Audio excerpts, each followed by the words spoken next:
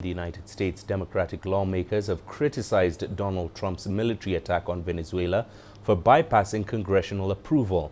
As Maduro is being transported to the U.S., President Trump addressed a news conference where he announced his administration's plans to run Venezuela and take control of its oil reserves. Sean Caleb's now reports from Washington, D.C.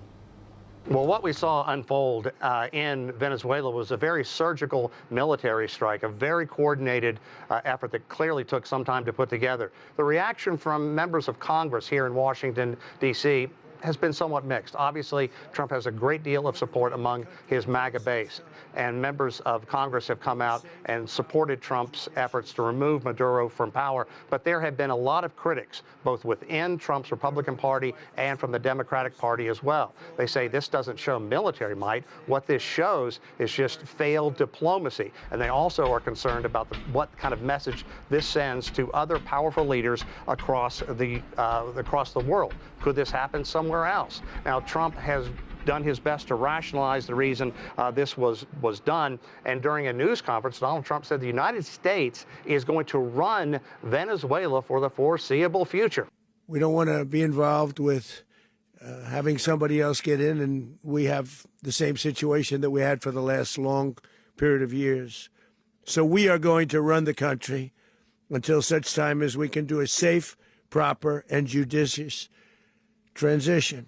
And it has to be judicious, because that's what we're all about. Well, what does that mean? No one really quite knows. The current vice president is apparently running the country, Delcy Rodriguez, but she has come out and said that Maduro was illegally taken into custody, and she wants Maduro brought back to the country as soon as possible.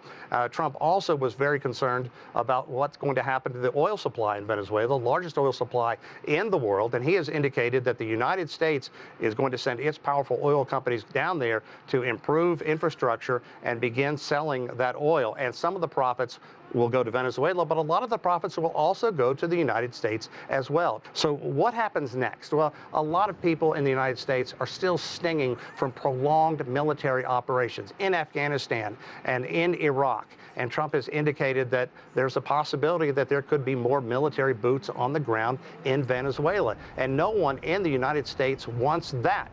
Candidate Trump ran on the campaign promise of improving the economy, and that is what they want Trump to focus on. This has nothing to do with improving the economy. We've had inflation troubles here in the United States, labor issues, consumer confidence is down, all kinds of problems with the housing industry. They want Trump to focus on that. But right now, everybody's wondering what's going to happen to Venezuela, and the simple answer is no one knows. Sean Caleb, CGTN in Washington, D.C.